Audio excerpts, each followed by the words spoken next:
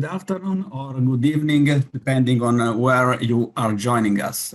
Welcome to Breaking Through the Glass Ceiling, Empowering Gender Diversity in Board, a webinar by Convene and the Corporate Secretary International Association. I am Valerio Viale and Head of Business Grow Italy at Convene, and I'm going to be the moderator of today's webinar. Today, I'd like to share that this webinar is powered by Convene AGM, your end-to-end virtual solution. And before we begin our webinar, I'd like to introduce Zara Kassim, who will be giving us a quick introduction about CSIA after this short video.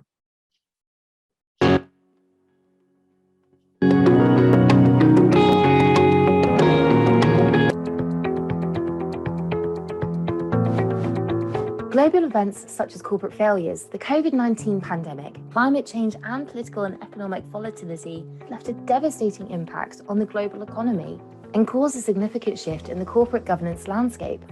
The changes these events have caused in market dynamics have presented new challenges and increased complexity to the governance responsibilities of boards. Boards face intense scrutiny of their governance practices and increased pressure for new governance models to drive resilience, sustainable value creation, and the protection of stakeholder interests. Organizations are facing a complex new reality. As a global voice of corporate secretaries and governance professionals, CSIA has developed a community of corporate secretaries and governance professionals and created a platform where the best practices, knowledge, and experiences from all over the world are shared. Corporate governance is a journey, and it is comforting to know that there is an organization like CSIA to take you to the heart of global governance. What is the Corporate Associate Programme? The Corporate Associate Programme at CSIA provides the opportunity for organizations to join a network of corporations who have demonstrated their commitment to good corporate governance. As the global voice of corporate secretaries and governance professionals, CSIA connects corporates, governments, and governance professionals to share knowledge and research to address the governance trends that threaten organization sustainability. Our webinars have explored the implications of digitalization in the boardroom and the impact of the pandemic on corporate governance, as well as highlighting the evolving role of the corporate secretary in driving effective climate governance and leading the transformation of corporate governance. At CSIA, we are building a network of organizations and governance professionals that are committed to promoting good corporate governance practices that will redefine the governance landscape and shape the future of governance. Together, we can reaffirm the business world as responsible corporate citizens and restore the public trust in the governance system.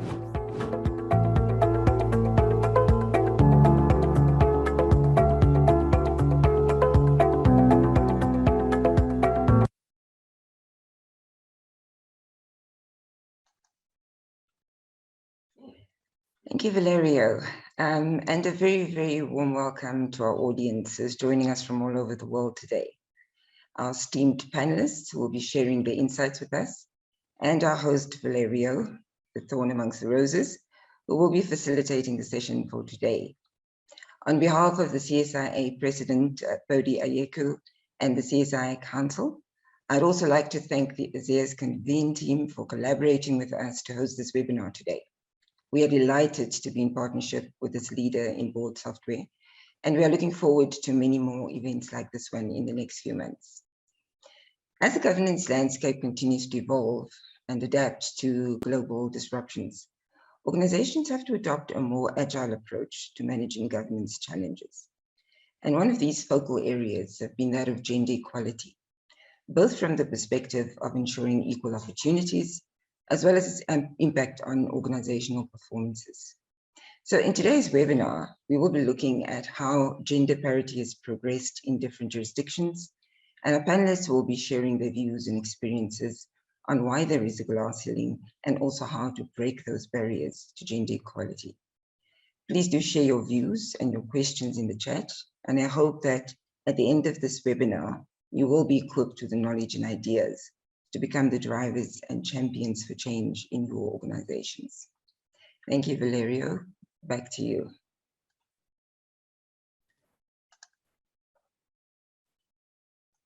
Thank you, Zara, for the wonderful introduction of us and also CSIA. And today we are going to explore, as you say, the status of gender diversity in corporate governance and, of course, his impact on organizational performance. The stakeholder community is now expressing a growing interest in social concerns, particularly diversity and inclusivity, investing a greater focus on the prevailing gender inequality in corporate leadership. This webinar will explore the factors that contribute to the proverbial glass ceiling, the concept of gender bias and gender stereotype, the evolution of management style and the impact of emotional intelligence, the link between gender and financial performance, and how the playing field can be leveled by identifying the role players and initiatives that must be implemented to address the issue. For today's webinar, we have 4 highly esteemed professionals who will share their knowledge about empowering gender diversity in the boardroom. For our first panelist, I'd like to introduce Marie-Estelle Rai. Marie-Estelle started working on the OECD in 1999 as the senior counselor for the MENA competitiveness program, where she organized research and policy dialogue on inclusive economic development, investment, trade, and regional integration. For 10 years, she worked at the United Nations Conference on Trade and Development in Geneva, and she is a legal expert on investment and enterprise development. Next, we have Bisi Adeyemi, and Bisi has led the CSL to significant success with an impressive client portfolio and emergence as a governance market leader. She's currently an independent non-executive director at Eventful Nigeria Limited and an executive council member of Women in Management Business and the Public Service. Passionate about corporate governance, Bisi also anchors a weekly column in Business Day. Thank you. Our third panelist is Diana Sawe. Diana is the Corporation's Secretary and Chief Manager Legal Affairs at the Insurance Regulatory Authority. She's also the chairman of the Institute of Certified Secretaries in Kenya. With over 15 years of experience, she has been a certified secretary, an advocate of the High Court of Kenya, and a fellow of the Chartered Institute of Arbitrators.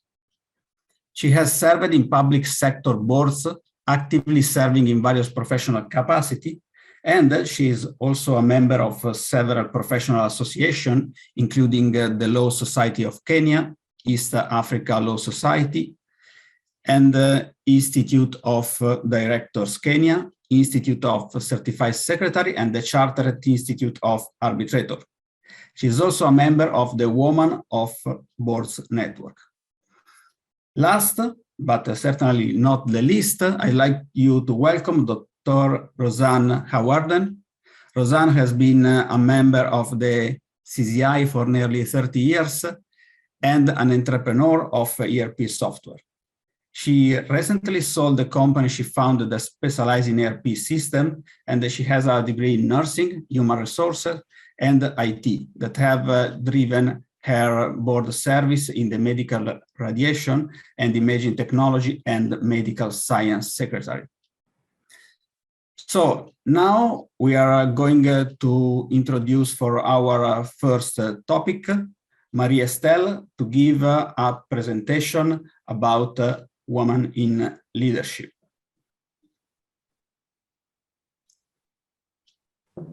Welcome. Yeah, good morning. I was just saying bye to my son going to school, so sorry for that. That's great. So good morning and good afternoon, everybody. I'm very pleased to be with you today. We are just a week from the Women's Day. And I want to say that in the OECD, we are actually celebrating women during the whole month of March with a series of events. It's called March on Gender. So if you allow me, I would like to wish all the women attending the seminar a happy Women Month instead of just a day, because I think it's worth it.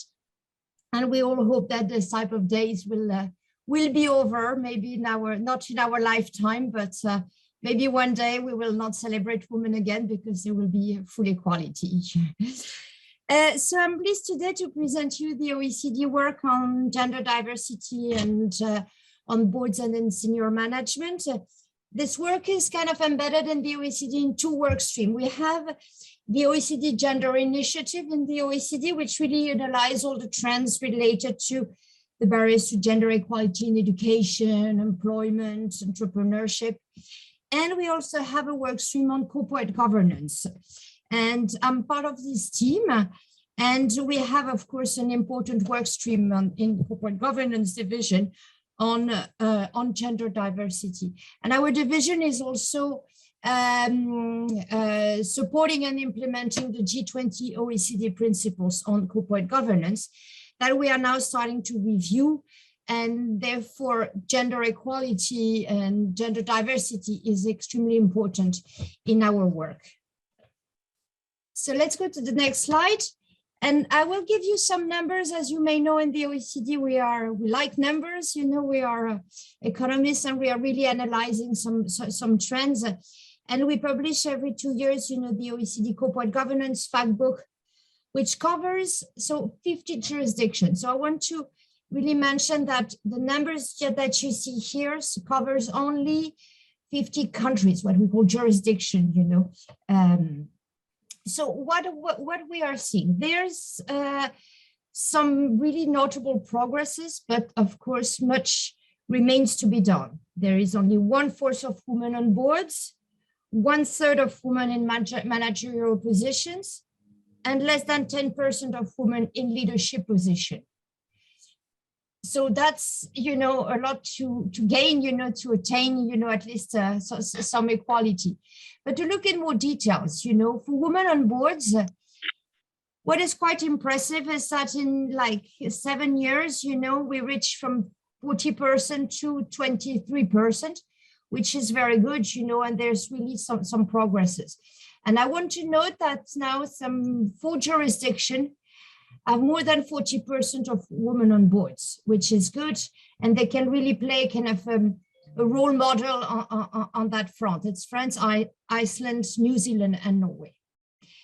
There's a higher percentage of women in companies management, so now reaching 33% in 2020. But what we have noted is that there is a real slower growth rate. So there's no correlation between the women on boards and the women on companies management. And then unfortunately, there's a very low percentage of women in leadership position. Only 1 in 10 countries in the EU and the US have a female chair or a CEO. And then there's some few numbers there. So let's go to the, and something I want to mention here is that these last numbers are very important, we believe, because having a CEO, a female CEO in a company is kind of very useful because it can give, you know, better access to female talent pool, introduce a more conducive corporate culture with CEO and top managerial position, can also play a role model and break the barriers. The next slide shows the increase in the disclosure requirements, all the requirements that company have to disclose, and gender is becoming much more important. Now 60% of the jurisdiction recommend or require listed company to disclose the gender composition of their boards. But this concerns only the boards. Only 28% of the jurisdiction require or recommend this disclosure for senior management. So there's again a very strong gap here.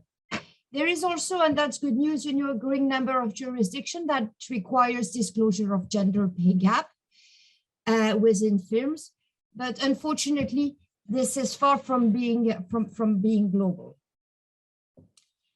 But what we've noted, and especially I think after the COVID-19 crisis, when companies are rethinking a bit their talent management, and trying to find the right people, to manage, risk and ESG risk, it seems to have that there is a real momentum towards, enhanced human capital management disclosures requirements in the recent years.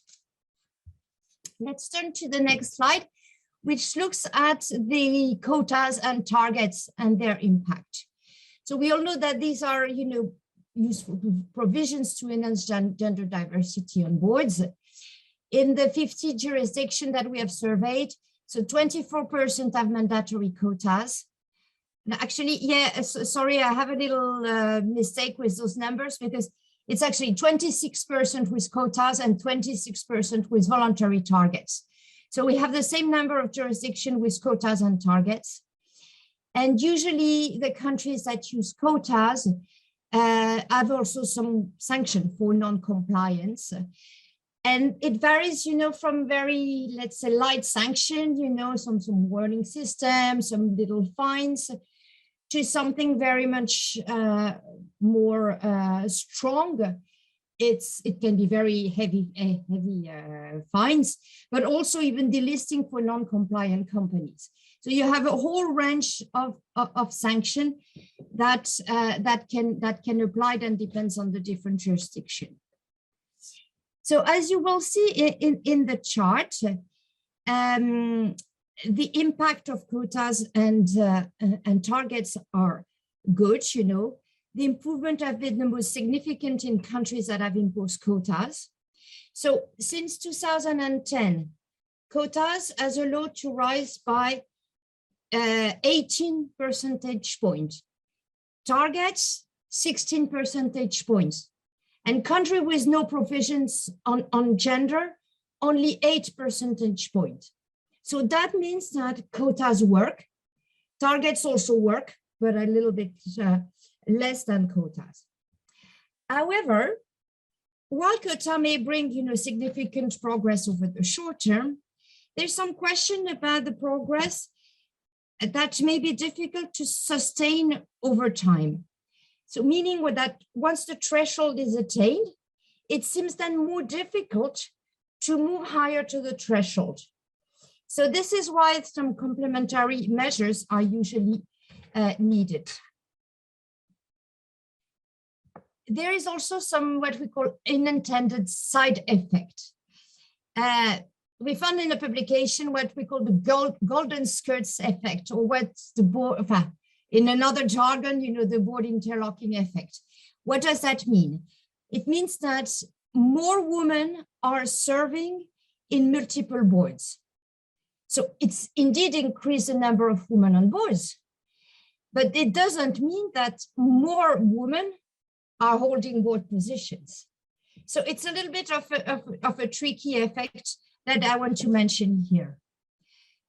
Another unintended side effect is the reduction of the size of the boards by some companies, which in a way, facilitate the compliance with a threshold.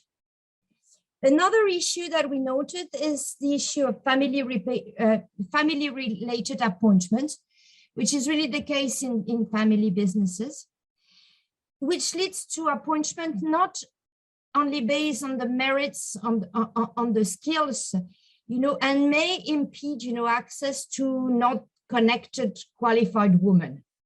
So these are the impact that I wanted to mention, and to say also that some jurisdictions have tried to address these issues more and more. We have noted like a real trend in some jurisdictions to reduce the numbers of board positions that a director can have at the same time. So some countries, some jurisdiction would say, okay, no more than 6 board seats, or some, I think India is about 10, and in Asia, Singapore or Hong Kong are a bit lower, you know, but just to reduce this overboarding that we can call. And some also jurisdiction, interestingly, have been excluding directors that are directly affiliated with the controlling shareholders from the counting of the quotas. So if you are really kind of connected with the controlling shareholders, you may not be counted in the quotas. So that's what I wanted also to mention. And to finish with the last slide is the importance of, as I said earlier, the importance of complementary measures. We have noted something very interesting in New Zealand, which is one of the 4 countries that have a threshold higher to 40%, but it's also the only jurisdiction that achieves such a threshold without the use of quotas or targets. So they have really a kind of a background work to empower women in leadership position through, you know, advocacy initiative with business association. The Women on Board New Zealand is also very active. So there's a whole set of complementary measures that you could see in the next slide, please, that I want to briefly present. So of course, there is the initiative from the government, you know, reforming the legal and policy framework, raising awareness, you know, on board diversity, providing tools to company to incentivize them to take action. There's also a whole set of measures from the company side itself. A company, you know, can set up targets and metrics, can adopt diversity and inclusion policies, can revise its recruitment and promotion policies and processes, notably, for example, through the nomination committee. Now the nomination committee is much more under scrutiny than before, you know, to look at the different talents, the different skills, which includes obviously women. And there's a whole set also of measures that concerns, you know, training, mentorship, networking. It can be either government-led, but also there's a lot of private sector-led initiatives that can really provide, you know, some specific programs and reduce the gender bias and also the gender stereotypes. The gender networking is also extremely important, we believe, because it's through this network, and I think our other panelists will agree with me, and especially, you know, Diana and Bizi, you are very much, I think, involved in business association and the importance of this kind of peer-to-peer dialogue, this advice, you know, between women and the support to get connected also. So there's all this issue of the role model, of the mentorship programs that are extremely important and that can work very well also in complement to the other initiatives, you know, like more legal initiatives, you know, through quotas or targets or what the government can do. So it's a whole basket of measures that can cover all the multifaceted challenges of women diversity that is needed. And I want to conclude by telling you that, as I said at the beginning, that the OECD is reviewing the G20 OECD principles on corporate governance. So of course, you know, we have analyzed all the impact of the COVID-19 crisis on capital markets and corporate governance. There's a whole set of issues that we have been developing, and some key trends that we have, you know, analyzed. And just to mention two big trends that I think are very important is how to adjust the corporate governance framework to kind of a bit of a new environment. The responsibilities of the boards, you know, are very much under scrutiny. They have some kind of increased duties. We are requiring boards to have better skills, better competence, you know. So there's a certain pressure on the boards that help them to kind of reform. And the second trend I want to mention, and I think you all heard about, the management of ESG risk, so environmental, social, and governance risk. So there's a growing requirement, you know, to have more transparency, more disclosure. And of course, in this ESG, there's indeed gender in the middle, mainly for the S and the G. So there's much more like increased scrutiny about that. So in the OECD, we will be reviewing our principle, and it's member states of the OECD are really considering and strengthening, reinforcing, you know, the recommendation of the principles and also the annotation to really also show that we need legislative measures, but we also need complementary measures, and we should look a little bit beyond also in terms of age, board tenure, racial background, you know, looking at other criteria to recruit staff, and especially board members and managers. So I would like to stop here. I thank you for your attention, and I'll be very happy to participate in the forthcoming discussion and answer any questions that you may have. I thank you very much, Valerio. Thank you, Maria Estelle. Has been great, very interesting, a lot of number, and also we can understand in short that things are improving, but not fast enough. So it's our responsibility to do something more to help that kind of glass ceiling to be broken. And having said that, now we are going back to our panelists, and so they can join that discussion on why the glass ceiling exists and what is the impact of gender inequality and how and what we can do to break the barriers. We're going for the first question, and is why the glass ceiling exists. And we have some kind of assumption on gender roles. Women are perceived to be not fully committed in the workplace, leading to having an unconscious gender bias. So what are your thoughts on this matter? Maybe Diana can start, and then Rosanne and Zara will participate to that discussion. Thank you, Valerio, and good morning, good afternoon, everybody, where you are.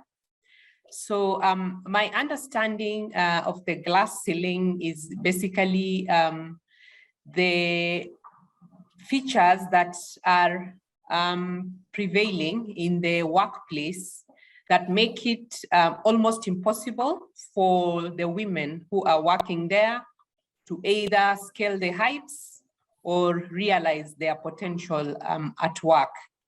So these glass ceilings are basically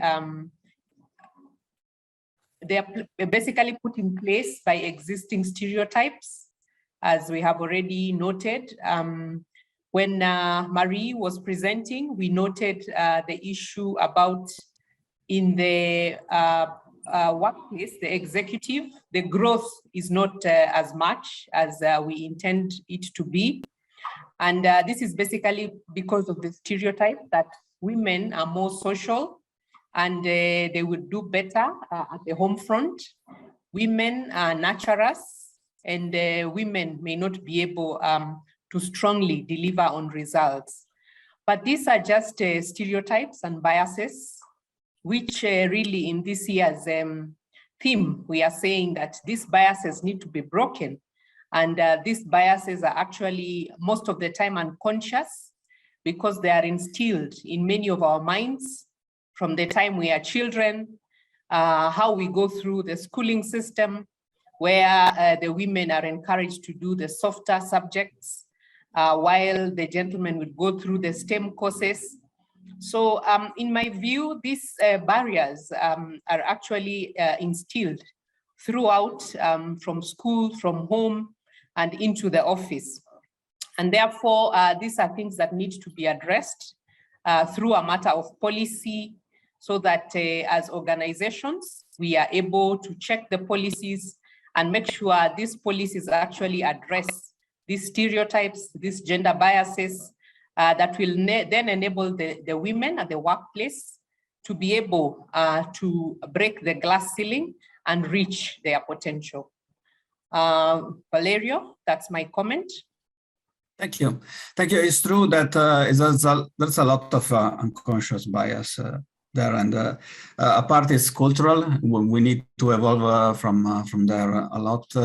Numbers are useful. Also, personal experience is useful. I personally got in my career best results working with women on when I had a woman as a boss. So now I have maybe I'm developing an opposite bias, because the bias is toward men. But again, is interesting that we need to do some work to balance the situation. I have another question, maybe for Rosanna, then is about these gender stereotypes. Do you think that individuals less confident in fields that are more stereotypically outside of their gender domain? If I am clear with the question, Rosanne. I'm up in northern Queensland in Australia, and we're having some very bad weather here. So the connection is coming and going a bit. So if I apologize if I lose you. That's fine. I think gender stereotypes are very much related to the culture or the society in which women are operating as business and governance professionals, and are definitely always a barrier that only over time will be removed. But I think what we're seeing, particularly in terms of governance professionals, and I've recently published a report 18 months ago for chartered secretaries, looking at 8 different countries that are not normally compared: China, Malaysia, Australia, South Africa, Zimbabwe, UK, Canada, Singapore. And certainly issues of stereotype are definitely more of a problem in Africa and Asia than they are in Europe and Australia, New Zealand. But what we are seeing in terms of governance professionals, this is becoming a woman's profession. Our membership numbers are swinging from being 90% men to many more women. So we may have an issue there with in years to come with underrepresentation of men in governance. The other thing we're seeing is a lot of executive directors are men, or shareholders or equity holders, but the independent directors tend to be women who are specialists in law, accounting, etc. So there's some interesting trends in the spheres that I operate in. Yeah, that's interesting. And the changing field. I've been researching this for 20 years, and there's been some slow progress, but some interesting trends are now emerging. And I agree with the quotas and targets. That certainly seems to be very important in ensuring that there is some action. So I was interested to see those OECD figures. Okay, cool. So we can pass to another question, and we have challenges of working women. We have said that the COVID-19 pandemic has hit women especially hard in terms of women professionals struggling to balance work, childcare, and virtual education for their children. This also negatively impacted the career prospects of millions of women, causing many to delay their career advancement goals or even drop out of the workforce. How do you overcome to this challenge? Maybe Zara want to answer to that question. I hope it's clear. Thank you, Valerio. Yes, I think the gender bias that exists in terms of the stereotypes as well has extended to the fact that because, as Roseanne mentioned, women are the nurturers. They are also the natural caretakers of the family. And as women started working from home during the pandemic, obviously there's also a lot of domestic responsibilities that would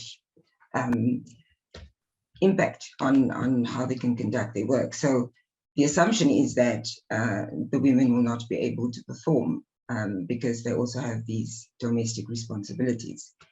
But I think with women, the one aspect that has come out in terms of management styles is they do have a lot more emotional intelligence. They are able to assess situations and they are able to deal with different situations from different perspectives, and they can manage these situations better. So from that perspective, I think they are able to manage a situation where they have to work from home, deal with domestic responsibilities, and are able to perform perfectly well at work as well. Thanks, Valeria.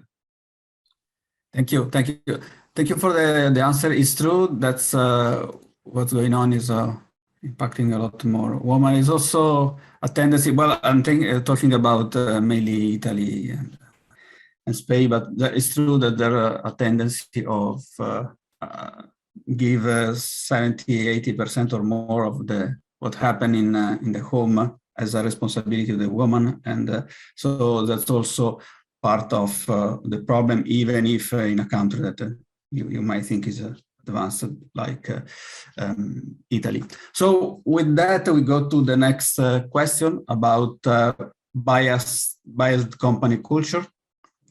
Unconscious bias towards men, open discrimination, denial that the glass ceiling exists. What do you think is the root cause of this unconscious bias? Maybe Diana want to answer to that question, or tell me what do you think about that?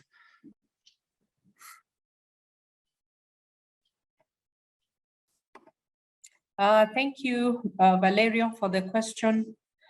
Yes, company cultures can actually affect how the female or the women leaders are looked at. And this will normally come through the policies that are effected there, and looking actually at the leadership or the tone at the top in the oversight organ of the organization. And these are issues that need to be, first of all, acknowledged, and there needs to be quite some advocacy and education to make sure that, first of all, people acknowledge that there could be biases that affect the culture of the company. And from acknowledgement, then we move to the next level where policies are put in place for purposes of ensuring that those biases are actually dealt with. Legislative interventions, as we saw from Marie's presentation, can really help in such a case, because when the law puts in place quotas of how women should be represented in the executive or in the oversight body, then this will actually influence the culture of the company, and the company will deliberately put in place specific measures to have women in place in order to comply.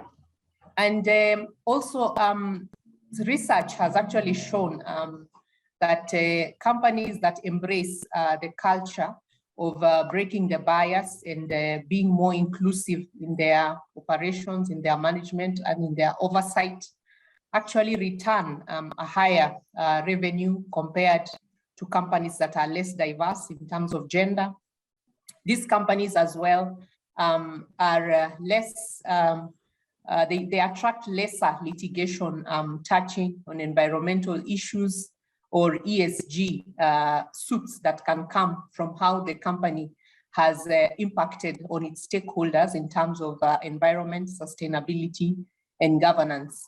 So all these metrics We have lost you for a few seconds, Diane. Valerio, can you hear me? Yes, now we can hear you. We lost the last, I think, 10 seconds. So I was concluding that it is clear that various interventions can be put in place and they will positively impact the culture of the company to make sure that the biases are dealt with and that the stereotype is also addressed. Thank you, Valerio. Thank you. That's absolutely very important. Yeah, we can see both from number and I think from the personal experience of everyone that not only for emotional intelligence, but just for cultural difference is all those elements are beneficial for a company to gain more money, to be more stable in the workforce, to treat the employee better. So if we have more women, more diversity in general inside of the workforce. I have another question that is could be for Busy and then for Maria Estelle, and is how do we break the barriers? How do we empower a woman to be more active in the boardroom? Thank you very much, Valerio. I think the first thing to do is to even give them the opportunity. Maria still had been very kind to share some of the numbers with us, and they're not encouraging. So the first thing to even break the barrier and to empower them is to give them the opportunity. Typically, you hear things like, "Oh, there are not enough women available. Are we looking in the right direction?" So typically the decisions as to who comes on board usually made by men, because in the first place, they're the majority on the boards anyway. So one would say that to empower women, give them the opportunity, look beyond the traditional sources where we're trying to recruit directors. There are lots of women networks. Look in those networks as well. And then women also should empower themselves, make sure they're qualified.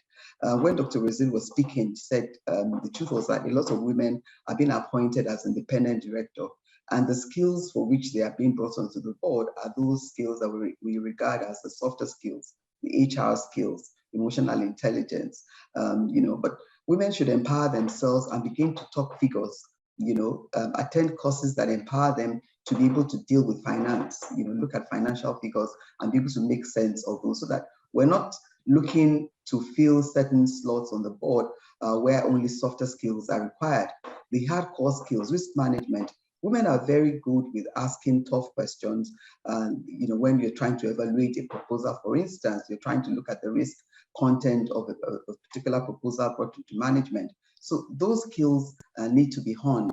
We need to get, the opportunities to hone those skills, and then we would have empowered women in that regard. So I think it's important to say that let's look beyond the traditional sources, and women should also put themselves forward. Sometimes you're saying you're looking for XYZ to fill a role. The woman will look at the requirements, and if she meets, for instance, 8 out of 10, she would think that she's not qualified. A man, on the other hand, will look at the same 10 qualities, and even if he scores 2 over 10, he'll put himself forward. So I think that it's important that women, first of all, put themselves forward and also empower themselves, acquire the right skills beyond the softer skills that we seem to be, required to bring on board. Also, the differences are not only emotional intelligence, but also hard skill a lot. Yeah, it's basically a different way to see a problem. I always imagine how we were doing sales in the 90s, and that was very, very bidimensional and very, very basic.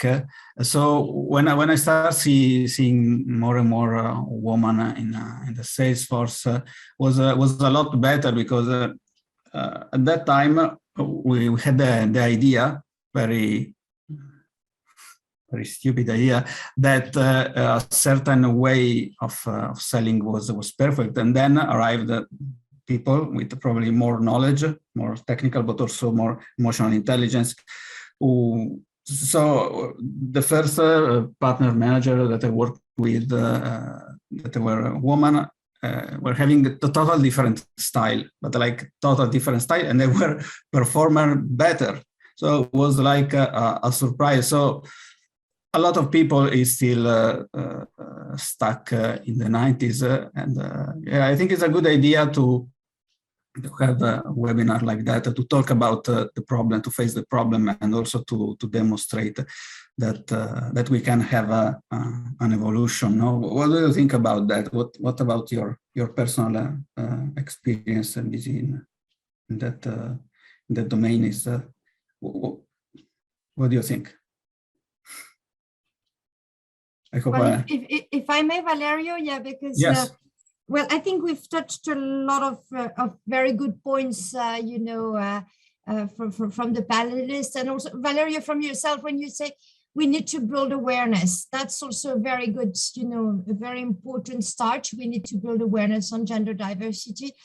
And what we are doing now, you know, is building awareness. So that's also one of the achievements. I very much agree also with what BC said about skills, because we need to develop the skills. And also, I think Diana said earlier also that it's all a question also of it's a long-term education, you know, it starts as girls, you know, and then to students, and then to women, you know, and you need to have this kind of ongoing training to really attain, get this, the skills. And also, I think we need to talk about confidence. I think women may sometimes lack confidence to really reach, you know, top managerial positions, or so we need to have these role models of women, you know, we need to have mentorship programs, we need to have networks. But I want to maybe, if you allow me also to talk a little bit about kind of the different initiatives that we have seen. So after been presented, you know, the government-led initiative through legislative changes. Diana also mentioned, you know, that companies can do something themselves, you know, with a top-down approach, you know, changing the culture. So this is why it's very important to have women in these positions, because they can really, you know, invest in the cultural shifts. But there's also a lot of initiatives that I found very interesting, what we can call like public-private initiatives. And I would like to give you some few examples, because I think it's inspirational what governments and companies have been doing, you know, through business association also. Just a list of, you know, some examples, like, for example, in France, they have set up, you know, the Gender Equality Index, which is good because companies can compare themselves. In Argentina, for example, also they have set up a certificate of gender equalities for companies. So companies who reach a certain level got a certain certificate, and they need to have in their company kind of an action plan for gender. So it's not only reaching a level, but it's also to have a vision for the companies.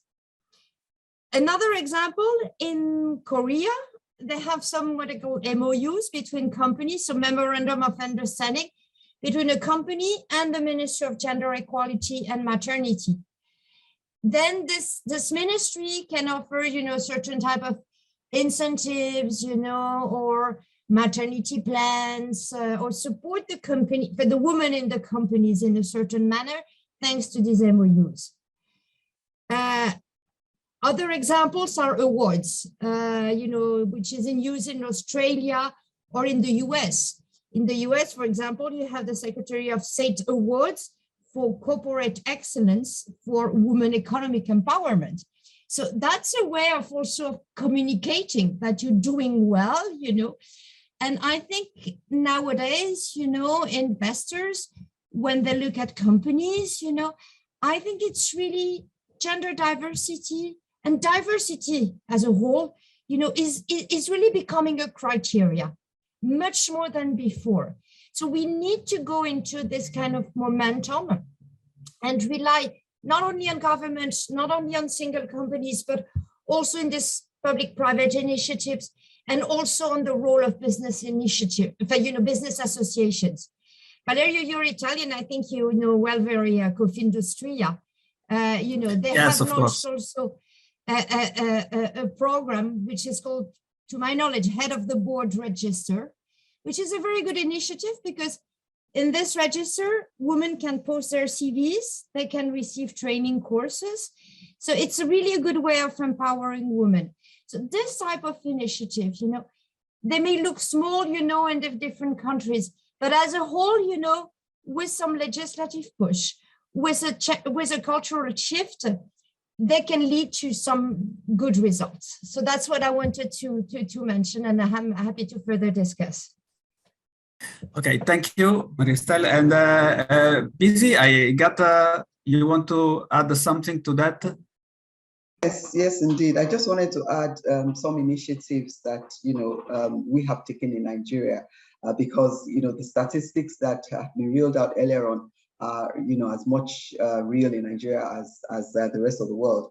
At some point, we even thought we were doing better, but in the last surveys that were conducted, it does seem as if we had dropped the ball somewhat. You know, so an organization such as Women in Business Management and Public Service, WIMBIS, to which I belong, has set up a database of women, you know, that are board ready. You know, so first of all, start looking at them from the management level, so they're board ready, and then we begin to train them.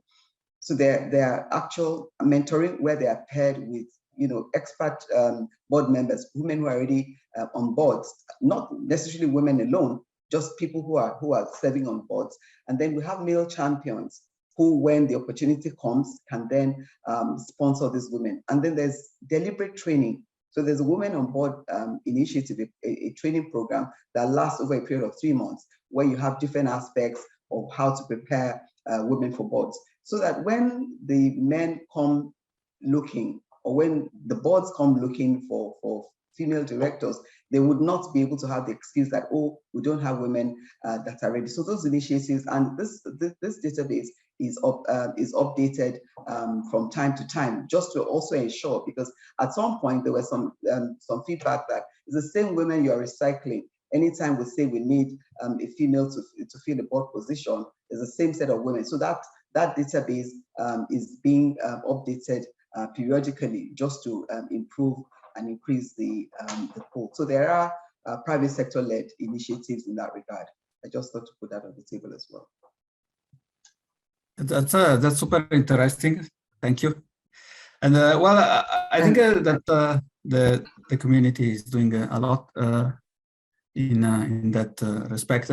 If anyone want to add something about that specific topic, Valerio, if yes. I may, Yes. just add a comment. It's really encouraging to see all the initiatives that is actually happening. I do believe as well that it is a very big culture change that has to happen in organizations. And that's from both the perspective of the men and the women in companies, because we talked earlier about the confidence. Women do need to get that confidence to push for the recognition of their talent and to believe that they really do have that talent. But I think for me, the real goal that we have here is to completely change even your boardroom vocabulary, that we don't talk about a chairman anymore, that we talk about the chair, that we don't talk about female CEOs or female directors or female pilots, you know, to recognize the talent as being what it is. We are equal. So we are all CEOs, we are all pilots, we are all engineers. So I think ultimately that is the goal. But yes, we do have a long journey to go towards that. And I'm hoping that we don't have to always impose quotas and sanctions, you know, that it becomes a bit of a malicious compliance exercise. It has to be a real commitment to that change and a real commitment to provide the opportunities for women to actually show the talent and demonstrate the talent that they have. It's about recognizing the talent, really, in itself. Thanks, Valerio. Yeah, thank you, Zara. It's totally true. Totally true. I really believe that. And I have a last question that is going to be for Rosanna, or please, if you want to ask something. Okay, what is the impact of gender inequality and about the management styles? How does gender influence management styles, and what is the role of emotional intelligence in it? And also about financial performance. Is there a link between gender and financial performance? Oh, I think yes. Does gender diversity improve performance? That's for you, Dr. Rosanna. I'd like to take a slightly different approach. I think we need to be very clear what we're trying to do with getting women into onto boards as opposed to into leadership positions in companies. When we do a network analysis of say the top 100 companies in any jurisdiction, most men and women only have one directorship, and there's a very small group who have more than one, sometimes 2, 3, 4, or 5, and it's very predictable, the numbers. And what we see emerging is small elites, and it's called the golden suits and the golden skirts. And what we are also now seeing is that the golden skirts are taking the roles away from the so-called golden suits. So we are seeing more women with more board appointments. But I think most initiatives just want to get women onto more boards and have more experience of boards and governance and learn governance. And you can't start early enough. So I tell all the young 30 and 40-year-olds I meet that you must start getting experience on committees, not-for-profits, church groups, school groups, anywhere that you can get governance experience, because it's about the rich getting richer. You will only be given the opportunity when you have the experience, and it's catch-22. How do you get that experience? You may be very qualified, you may be very competent, but you're just not getting sufficient experience to bring you to the notice of bigger boards. And I think we have a very strong, it's very strongly competitive. So men and women in the top tier don't encourage competitors unless they're at a point of retirement, or I often find have daughters of their own. I think I'll leave that question there. I think it's more a structural issue rather than an issue of personality or soft factors in the organization. As the saying goes, the rot starts at the head, or the fish rots from the head. So to me, the cure in the corporate world is you have to have senior management, chairs, on board and active. If they haven't bought in, the rest of the organization will not. Yeah, true. And I'll hand you back there to Valerio. Yeah, and what also about financial performance? Because of course we need to start earlier than later, but also if well, some data shows that financial performance are better with more diversity. Do you think, Rosanna, that there's a link about between diversity and financial performance? Performance. You know, I think it depends on the literature you're looking at. I think there's evidence both ways, and I think it's because it's a much more complex issue. People have been looking for factors in directors that influence board performance and then company performance. And it's a very multifaceted area and hard to say there's direct links. You know, competent people will produce competent results, irrespective of gender, nationality, etc. To me, that's a bit of a red herring, and it's not worth spending too much time on it. It's a nice to have. But I think women will know we've got true equality when women are allowed to fail or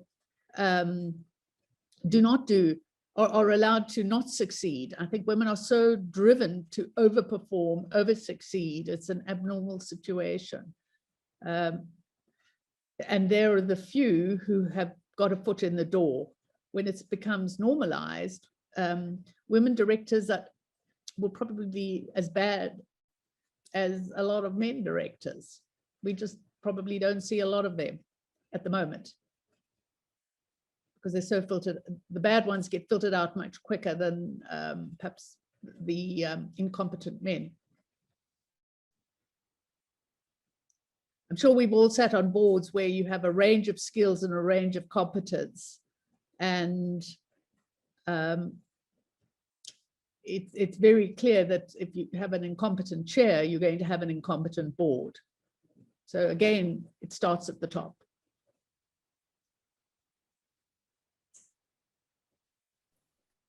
Okay. Can I hand you wonderful. Back to Valeria?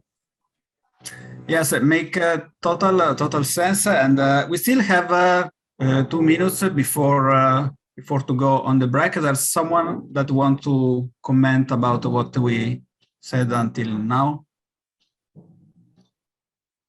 Yes, Valeria, if I may, I just wanted to speak to the bit about emotional intelligence and how it impacts, the management or leadership style.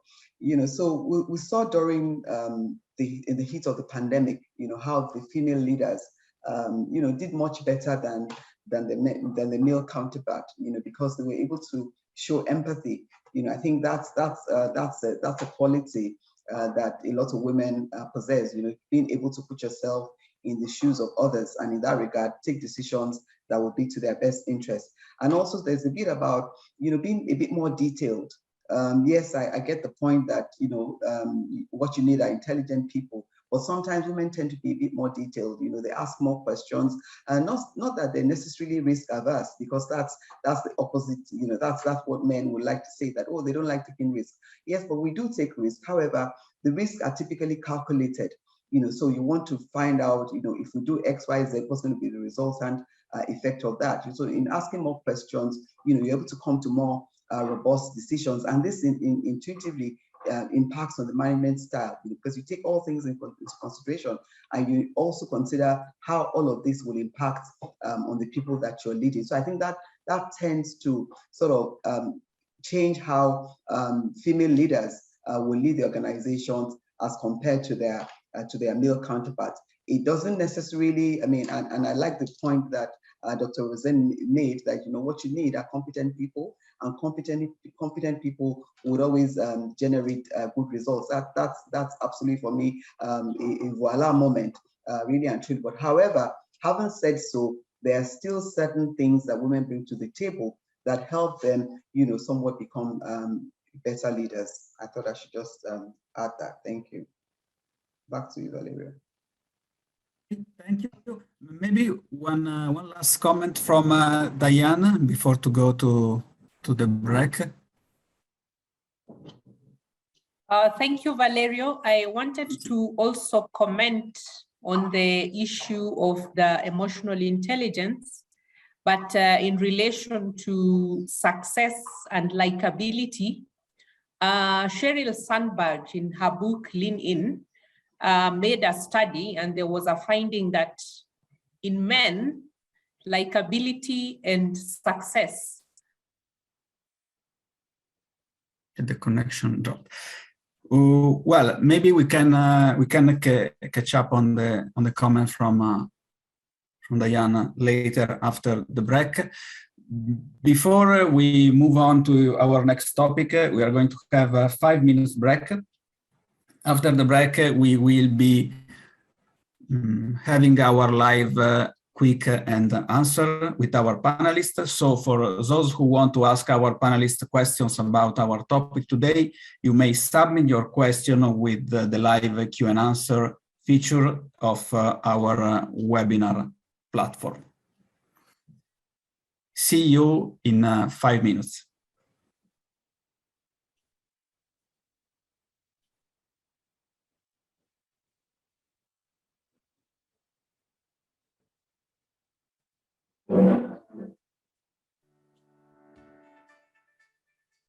How to ask a question. Refer to the bottom of the screen to start asking a question. Click Type your question. Choose the related resolution before typing. Enter your question in the text box, and then click Submit. Your question will be addressed once the moderator receives it. That's how easy it is to ask a question. How to ask a question. Refer to the bottom of the screen to start asking a question. Click Type your question. Choose the related resolution before typing. Enter your question in the text box, and then click Submit. Your question will be addressed once the moderator receives it. That's how easy it is to ask a question. How to ask a question. Refer to the bottom of the screen to start asking a question. Click Type your question. Choose the related resolution before typing. Enter your question in the text box, and then click Submit. Your question will be addressed once the moderator receives it. That's how easy it is to ask a question.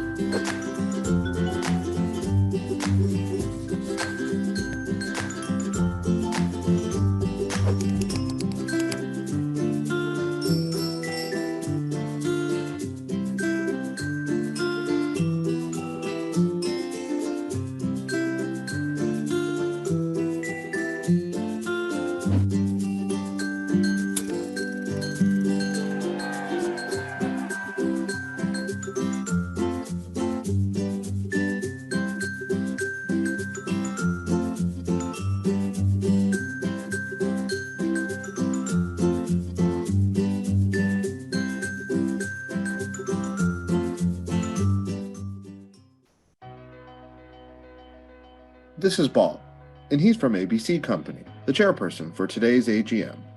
And this is AGM at Convene, his easy and painless one-stop solution platform to conduct a seamless virtual AGM experience. The AGM at Convene admin portal is where everything happens. Bob can broadcast his live AGM proceedings while interacting with shareholders. This is John, one of the shareholders of ABC Company. John can ask questions through text or speech.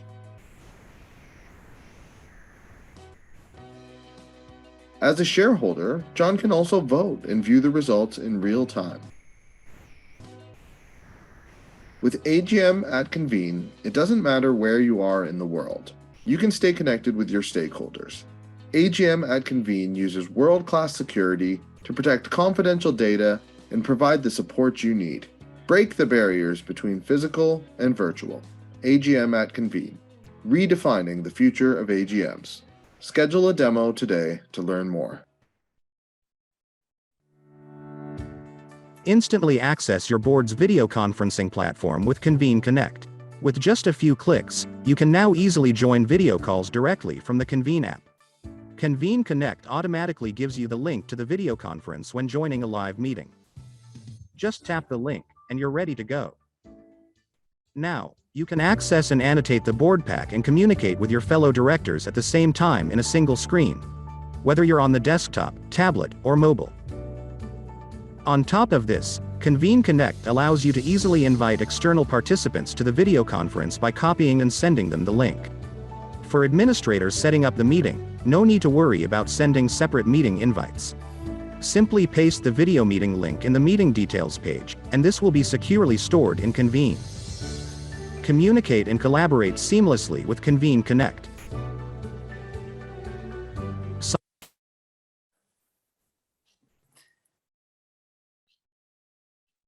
Welcome back. Welcome back. And thank you so much for taking the time to submit your questions. As we proceed to our question and answer, you may still continue to submit the question to our panelists, and we will try to answer all of them for today. So let's start from number one. If any one of our panelists want to answer, please raise your hand or just start talking. The first question is, knowing all of this, what changes do you see catching on for women in the corporate space? For example, trends for gender diversity. So anyone?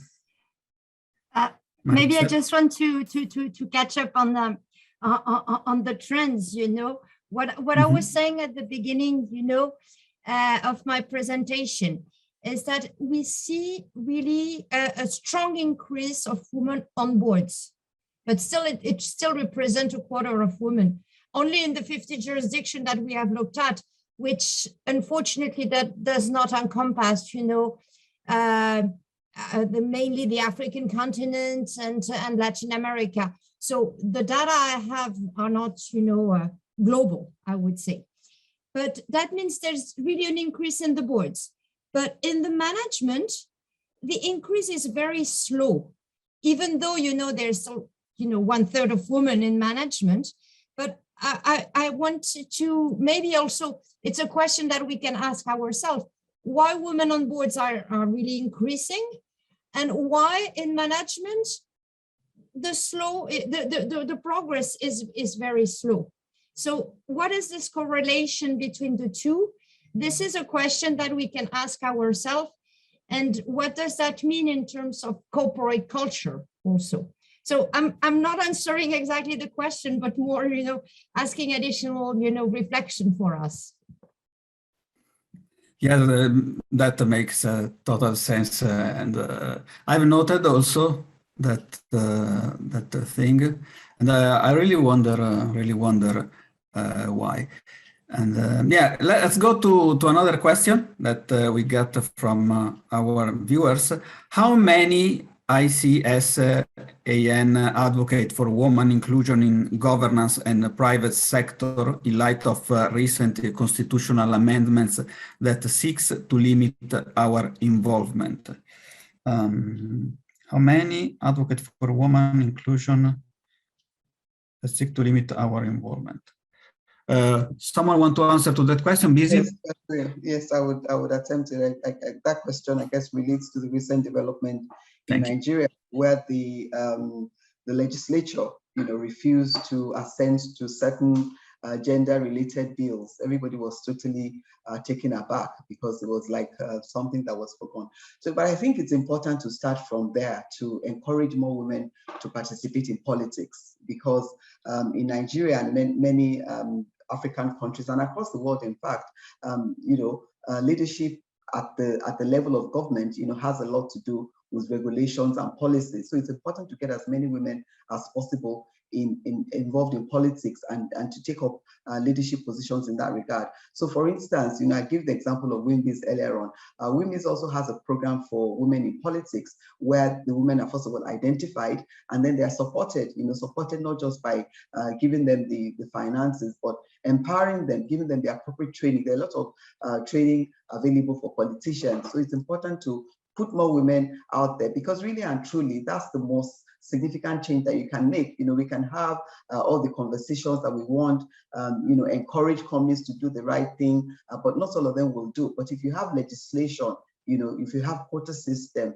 and if they have to report, then we'll begin to see. So what I would say to ICSAN is that we need to play a bit more role in identifying the women who are contesting the elective office, support them as much as we can, and give them the appropriate education just to ensure that they get into those offices. Yeah. Yeah, that's wonderful. That's wonderful. I'm sure that we are going to be able to accelerate the change. Thank you of that initiative. And okay, thank you, Busy. And we go to the next question. And who are the role players in leveling the playing fields? Who are the role players in leveling the playing fields? Someone want to answer to that question?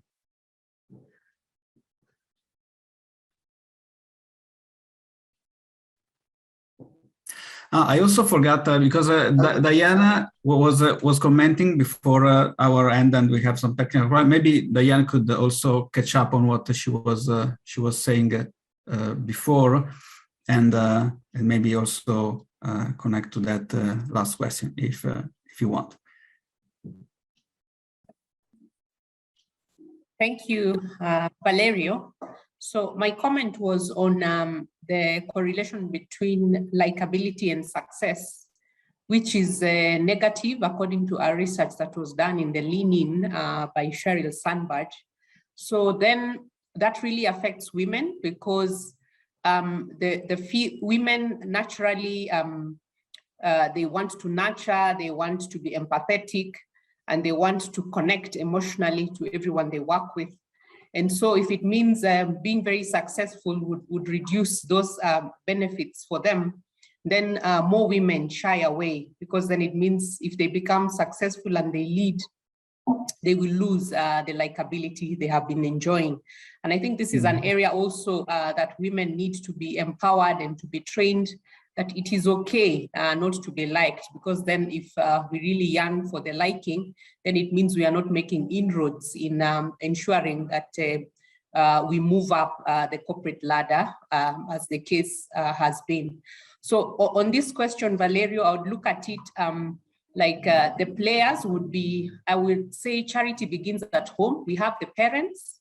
Parents have a role to play, because as we bring up our children, we need to entrench these beliefs from the onset, that both gender are equal, they are able, and they should be given equal opportunity. The teachers have a role to play as.